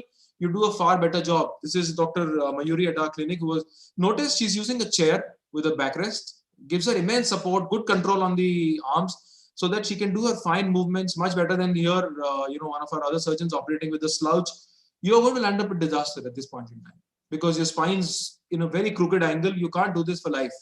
So you have to understand. There have been enough articles showing that ophthalmologists are the worst affected after a few years of practice, is because we ourselves screw our own skeletal system. So again, when it comes to that, invest in good equipment, invest in a good chair. Anyway, you must have operated on a stool, but get away with it now and buy yourself a good operating chair. Again, I'm not going to discuss foot pedals, but observe how the surgeons are using their foot pedals and get your ergonomics on that sorted out. A very important thing that sometimes we forget and we're not taught in life is that you have to understand that it's important that the ergonomics are not only good for the surgeon, but they're also good for the patient, because it's the patient's ergonomics that are crucial to your surgical outcomes. If the patient is not comfortable in the OR, you are not going to be comfortable, because the patient's going to move, the patient's going to fidget. So spend some money, get yourself nice gel pads, get chairs that are ergonomically oriented. Make sure you talk to the patients, not only in the OR, but also on the slit lamp, and pay due attention to their ergonomics, because it is them at the end who are going to promote you. So make sure they are comfortable in the OT. Again, observe, record. I think I'm not going to discuss this in detail because everybody has discussed this many points in time today, but make it a habit to record all your videos.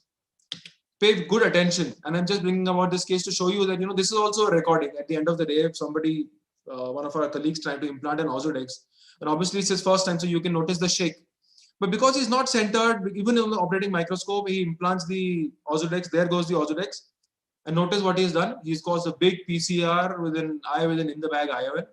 So it's very important not only to record, but to also look how you're recording. Pay due, diligent attention to centration, making sure your eye is stable.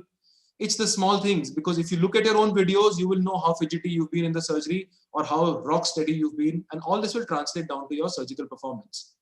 Stay in the field and keep things focused. I use a screen which is right across my operating microscope, because every now and then I peep out of the operating microscope to look at the screen and look at my focus and centration, or my technician is aware enough to keep on, guiding me. When we look at surgery videos like Dr. Devgan's website, it's important that, you can learn from your own experience. I learned so many things by doing mistakes again and again, but I think it's very good if you can learn from somebody else's experience, your senior surgeon's experience. Look at their videos and try not to make the same mistakes again and again, rather than doing it on your own. One more thing which is sometimes overlooked is the importance of having neatness in your practice, in the way you dress, in the way you present yourself, not only in the way you are, but also in the way that your clinic is, makes a lot of difference in the patient's confidence in you, or the patient's confidence, because they understand that if you are neat and clean in your environment, you are going to be neat and clean in the way you do a surgery, and their confidence definitely builds up. And that's how I'm just showing you pictures of my clinic to show you how I've picked it up from all these centers, and I'm trying to translate it into my practice now. One most important thing is for us to not accept everything for their face value because the doctor is saying it's the way it is, but to question everything that is being taught to us, because it is this question that is going to drive us to understanding that if we don't start questioning and start understanding, doing a research and publishing, we have not made an impact into the system into this healthcare system. So if you really want to be good, you have to pick up habits of questioning and trying to find answers to these questions early in life. Try to write, try to publish articles, try to present, and try to make posters, whatever is feasible, but don't give up and don't get commercialized and step down with practice at the first go. Again, I'm going to run through fast on doctors who are early on in their practice. That when you're buying equipment, and you will be buying equipment, don't look at a machine and how big or how expensive it is. Look at things that are important. Look at support, how good a support structure of the equipment is. And when I say support, it's not only support in terms of breakdown or technical support, but also clinical applications. Because you will not learn everything in your residency. Some things will have to be taught in the clinic when you're operating in your private practice. And a clinical applications, or a person who will sit on your head and will tell you how the machine is performing, will always come to good help. And also good companies will help you with practice development and help you promote yourself and help you promote your practice. Because machine breakdowns can always happen. So it's always a good idea to negotiate a good annual maintenance contract at the beginning. No, we don't really know about this. So I learned this the hard way, but it's important for all of us to understand that it's very good to negotiate and learn from your seniors and take their guidance in buying a machine. Just to show you, this is my dad's phaco machine, which he bought probably in the early 90s when I was still in my medicine. This is universal too. And I can still do a surgery on this because it's still as robust, although they don't give an AMC for this anymore. Buy machines which are future proof. I bought a LASIK which just got upgraded. So you have to look at machines that are future proof. But please don't fall in for peer influence. Just because somebody says it's the latest or the most in thing or the latest fad in the market, don't go for it. Try it out for yourself if you can, or go to a place, or go to doctors, go to senior surgeons who will be more than happy to have you as an observer. But please do not just listen to your peers on conferences and just buy a machine, because you might burn your fingers then. Small things. Life is always about a team approach. Your practice is not going to be good if you don't team up early in life, even in your residency. Acknowledge your seniors. Acknowledge the fact that you've learned things from your seniors. So when you present somebody's video, when you present somebody's article, it's very, very important to acknowledge them, because it builds up a good camaraderie and it builds up a lot of respect. And I just wanted to bring about, I was trying to look for that Ophthalmology Times article from the Dr. Uday Devgan during my PG. I couldn't find it, so I looked this up on YouTube, because at that time we didn't have those videos, but I still have his Ophthalmology Times Phaco that helped me pass my postgraduate exam. So thanks a lot, Dr. Devgan there. Choose your path of your fellowship and your life, but just take your own time in doing it. Don't rush it out. You don't want to start being, having a mindset of being a retinal surgeon when you're in your first year PG. Learn and then pick it up. Support your colleagues, because you're going to be working together later in life, and don't try to compare yourself or say that I'm better than the other person. Support your colleagues, because this is a habit you have to learn early on. Exercise, because that's what's going to keep your mind healthy. But the last thing that I want to bring about, and Dr. Rohit already said this once, is if there is a choice in life, there is a choice between quality and quantity. Forget about the number of surgeries. You do that one surgery right, use the best consumables, use the best of equipment, and deliver the best outcome. You will have patients at the end. Quantity is something where you'll always land up with a compromise. Thank you so much. Thank you so much, Dr. Samresh. At this point, I'd like to introduce Dr. Anshika Luthra. She is on our panel. She is currently a PG resident, and she has a few questions to ask. And of course, she'll be thanking Dr. Samresh for a wonderful talk. Thank you so much, Dr. Samresh, for those valuable pearls. As residents, we'll definitely keep them in mind and inculcate them in our learning process. So I just wanted to ask that amidst this COVID crisis, we as residents are getting very limited hands-on surgical exposure. So how can we better cultivate our surgical skills and dexterity in this present scenario? So I think that's a great point. There's a big problem actually right now. The fact that you will have less patients, and whatever patients there are, the doctors will be very, very wary of having a complication. I think also is a good opportunity to acquire skill sets in wet labs, because you will still have goat eyes available or artificial eyes available. And because there is ample time right now between you and your mentors to sit down with them and to evaluate each step. If you cannot do a real surgery, you can always practice steps. Small things will matter. Look at their videos if you're recording. If you're not recording, buy an iPhone adapter and start recording so you can sit and discuss. But also discuss the finer aspects of practice, like I brought about, of counseling, talking, the art of using special skills like indirect ophthalmoscopy, because this time will never come. Use it as an opportunity rather than a problem at this point. And you'll realize that surgery you will learn, because the world is going nowhere. Cataracts are going to be there. So I think surgery is going nowhere. You will learn the surgery. So don't worry about that. Dr. Suvira, ma'am, any comments on that? Every day I go to work and my residents also looking at me like, what today? So what we've done, what I've done is, because for me, it's such a strong need to nurture them. It's always been that. So now what we've done is we invested about last year in a Kitaro. So since residents start learning with manual SICS cataract surgery, it might be well worth trying and get your department to get you a Kitaro. It's a Korean thing, which it's a model of a rock solid eye, and it gives you silicone strips which look like the limbus. So the ability to learn tunnel making, and it costs hardly 2,000 for about 30 of them. So every month I give each of my residents about 15 of those each. So they're making 15 scleral tunnels. We give them sutures, brand new sutures, because no one is suturing SICS. No one's doing it. Only the seniors are operating. We're only doing phacos. There's no training going on. So we get them to have sutures, and all the students are learning. This is only the surgical part of it, because at the end of the day, no residents are happy if they don't do some kind of surgery. So for the first 3 months, we did not even let them watch, because we didn't know the dynamics of what was safe in the OT. Now, with any paid SICS and phacos or pterygiums and traps, we are getting all the residents to go turn by turn in batches of 2 and observe the surgeries. And they're actually being taught to them. They're actually being shown each step slowly.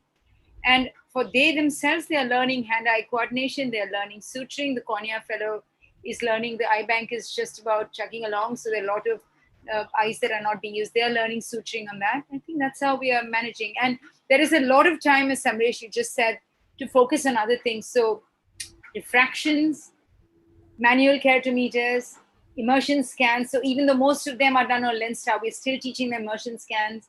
They're learning to use the LensStar, counseling, consenting, looking at paperwork, making sure, and now they're starting to come and tell me that, okay, this patient is called with the rule astigmatism, again, understanding toricity. There's so much time when they're not stuck with managing 30 CAM cases in the evening, that they are able to pick up a lot more clinically with us. So they are also being posted with each of the seniors, and I've told them for the junior students, 25 cases to be discussed in detail in the OPD. So that way we are keeping it going, their enthusiasm and our own, I believe. Dr. Pranav, Dr. Aarti, Dr. Lubna, ma'am, any comments on Dr. Suvira's and Dr. Samresh's talk? I would just like to say, we have seen Dr. Suvira ma'am, she is one of the pioneers in training in Mumbai. Ma'am, you very well said that, the correct mindset and the attitude is more important, because comparison is thief of joy, so you comparing what your colleagues are, what their learning curve is, rather concentrate and focus on what, how your training is going on. I think that really helps. And I really love that sentence, one sentence which you said, is that it really takes efforts to create a nucleus drop. Yes, it does. So yes, just be a little bold and be brave, and I'm sure everything is going to be fine. And when it comes to Dr. Samresh's talk, it's always wonderful to listen him speak. One very, very well point, what you made was to know how to handle machines, because we as surgeons, we are so concentrating more on clinical aspect that, if suppose we are asked to calibrate a machine, it's something that, we would, our hands would jitter. So it's really equally important for the young ophthalmologists to understand how to handle each and every machine, respect the tissues, and I'm sure that, there's a long way to go. I feel Suvira ma'am made some wonderful points. Just to add to that, we could, what we have done is we have engaged our trainees in getting to know and encouraging them to know the nuances of sterilization of the OT, to work in the CSSD, to learn about packaging of different instruments and sterilization. And more so, like it was said by one of our speakers, that assisting a senior surgeon also makes you helps you learn a lot. So maybe you won't get to operate or something, but you could always learn or encourage your trainees to learn how to load different kind of foldable lenses, get them demo videos, and then they can help you load the lenses that you are going to implant in your private cases. So if you really want to learn, there are a lot of avenues, and just working in the OR for some time with the OR technicians helps you to learn. I think sterilization, I feel, is very, very important, especially if you want to go and have your own setup. So there are many avenues where, like Dr. Anshika was asking, there are a lot of places where you can build up your foundations besides just operating on patients. Also, A-scan, I think working in the A-scan room helps you to understand what kind of flaws you would get if you are tilting your probe while performing the A-scan, or where would you prefer an immersion, where would you not. And so there are a lot of aspects to cataract surgery, just besides just surgery. So I think you have got a golden time to work on this, which is usually hurried up by all the other trainings. I would just want to reiterate what Lubna ma'am said. I think when I started, the good thing about our college was that we were the ones who had to assist our consultants, our head consultants during phacoemulsification. And when I started here, I was only doing small incision cataract surgery. And slowly we used to get like irrigation aspiration by manual, or just fold the lens and just put the lens inside implant it inside the bag. So it was like with small steps that we learned, and especially during assisting, you learn how the professors handle all the complications, and what they usually take, and what they usually how they progress throughout the complications, and how to manage how to manage the nucleus, and how to do a trench. And I think assisting is very important, and it really helps you eventually. And also, like, watching videos and recording your videos is one thing which is very important for PG residents.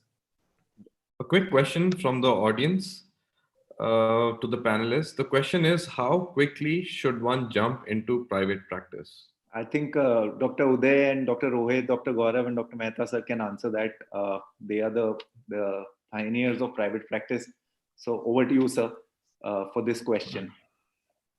Well, in my career, I think the important thing is you're going to keep evolving your practice. And so I finished my training immediately, started a private practice, which was at the beginning, the first 5-6 years, I did everything. I'll do strabismus, glaucoma, diabetic laser, cataract, general eye exam, refractions, everything. And then over the years, you keep evolving it. So now for the last 10 years, I only do cataract surgery and refractive surgery, and that's it in my private practice. And so that you can evolve this, it just takes time. And then don't be afraid. In the US, I'm brown and I have a funny name. But you know where I set up my practice? In Beverly Hills. The best of the best. Because I have one secret weapon. I don't mind working twice as hard as anyone else. I've never been the smartest, but boy, no one can outwork me.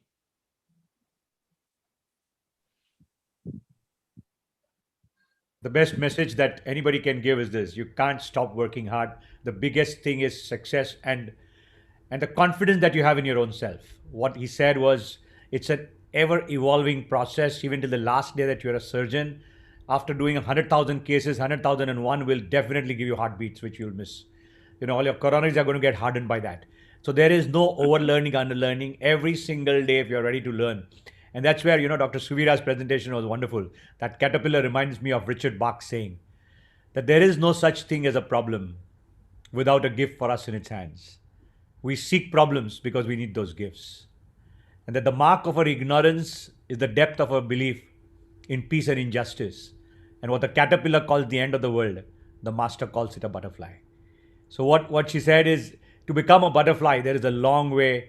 There is no going back. You don't have to be sorry about anything. Be confident. Start your practice the day. You got to cut the cord somewhere. You have to cut the cord. And the day you cut the cord, you will start growing on your own. You're still learning. You're not cut off from anything. You're still learning. You're still going on every which way.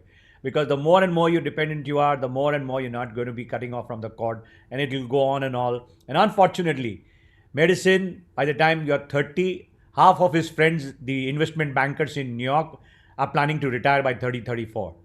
And most of the physicians, most of the surgeons are starting up their practice by 30, 34. They're not even started their practice. So that is the big difference. It's the long haul. Medicine is a huge long haul. It's not getting a Ferrari on day one. It's not settling down in Beverly Hills and driving past those LA lanes on day one. But the confidence that you can do it is what keeps you going, and that's the way to go about it. Everybody makes it. There's no question about it. Just have strong determination and start your career fast. Get on moving, keep learning, and keep learning from your failures too. Perfect. I think coincidentally, fortunately or unfortunately, whatever way you would like to put it, I was forced into practice the moment I passed my MS. But then I personally feel that I was slightly premature into it. I think the moment you feel that you're confident in completing the surgery, cataract or refractive, whatever you're into, that is a time when you can easily jump into it. So that is the first thing which I would like to say. And you have to believe in yourself. And when do you become old? When you are closed. So don't be closed, go on improving, and that's the click to it. So the moment you feel you're confident, but that is the time when you can definitely start. So I think we've got some amazing pearls from all of you, and I completely agree with many of the things that all of you have said. And frankly, following residency, it all depends on how confident you feel at the end of residency. I know of people, at the end of residency, they feel they've picked up all the skills of patient communication, and they're able to pick up good skills. If you've been in a good program, you've really done well with surgery, there should be no problem actually getting into a practice. But today we also see that most people would like to probably specialize or learn into something, and maybe because once you get into practice, you're probably not going to go back learn new skills anyway. So if you haven't picked up many of the skills, I think it's good to go for a fellowship or even a senior residency. Maybe probably not do 2 or 3 years of that, and maybe just a year, and whatever interests you, maybe go and do something about it, and then get your skills right.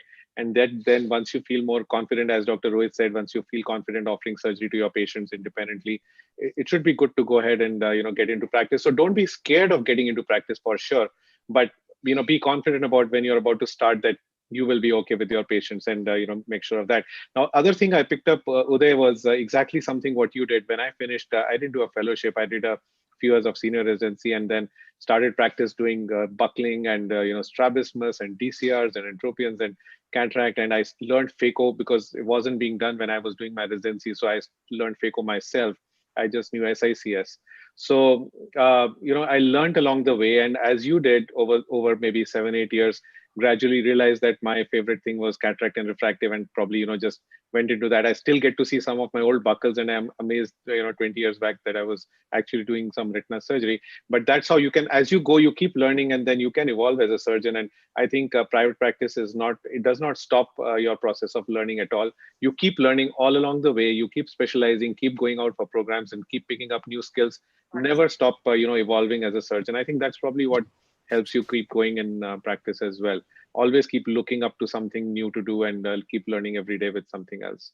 So I think these few things would probably is how I would summarize that. Gaurav, I'll just say something very interesting. During my time of residency, intracapsular cataract was there. Extra was just coming in. And IOL was like, by the time I finished residency, were a few IOLs. So everything that I learned in residency is not what I'm doing anymore now. Absolutely. If I have to say, everything that I've learned and I'm doing now is everything outside my thing in my private practice.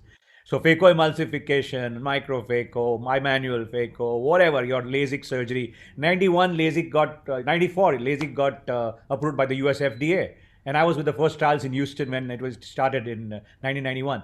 So imagine, it's a lot of things are going to change, man. It's just a different world which is going to be there next 10 years, and with AI coming in and all. So don't think that this is the end of the world. You have to keep learning and changing. Nothing that we did 5 years back or 10 years back. If you're doing the same thing, then you're not at the right pathway. So you keep changing and you keep evolving. And I really loved what Uday said about working hard. I think there is no substitute for hard work.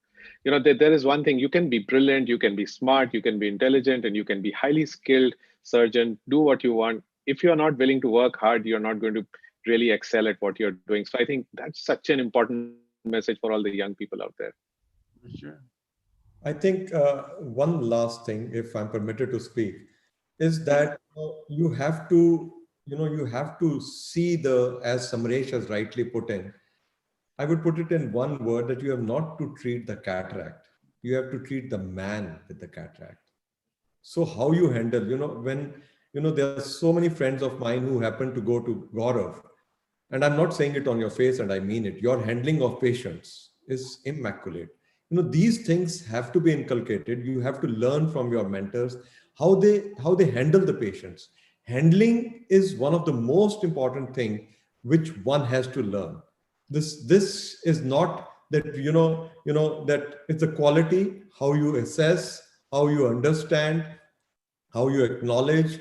All those things are the most important things which have to be learned side by side.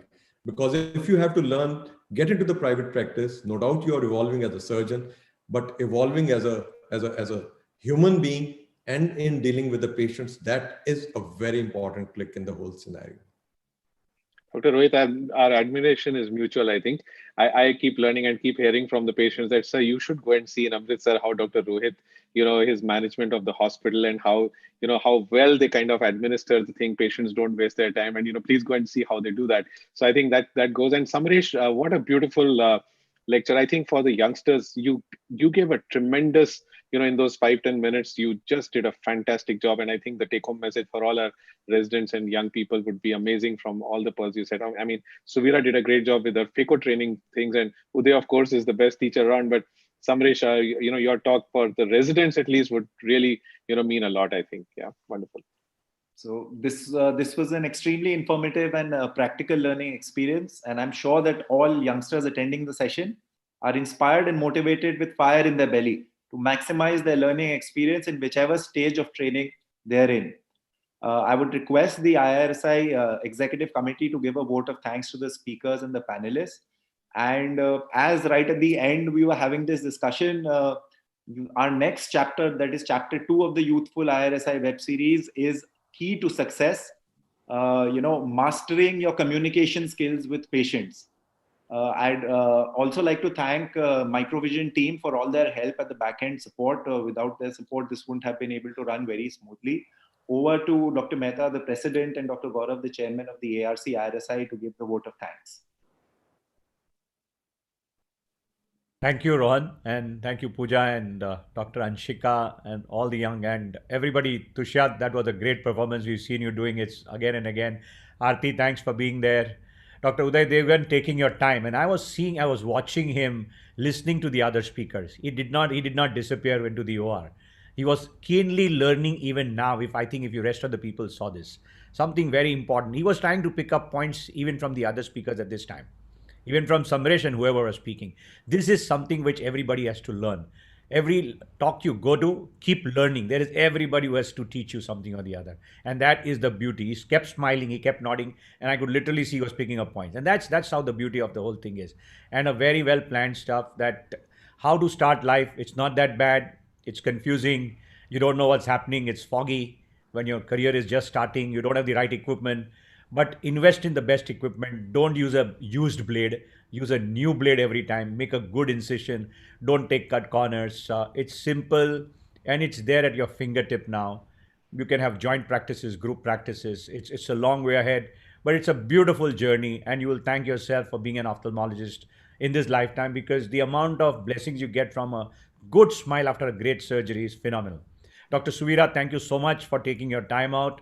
And you've been always a gem for all the students. We've been watching you, all your students who have come out, and they are always, always praising you. Your freedom, your clarity of thought, your teaching across the country is lucid and brilliant. And you're so nice with them. You call them bachas, and I've seen you calling them bachas, and they grow up with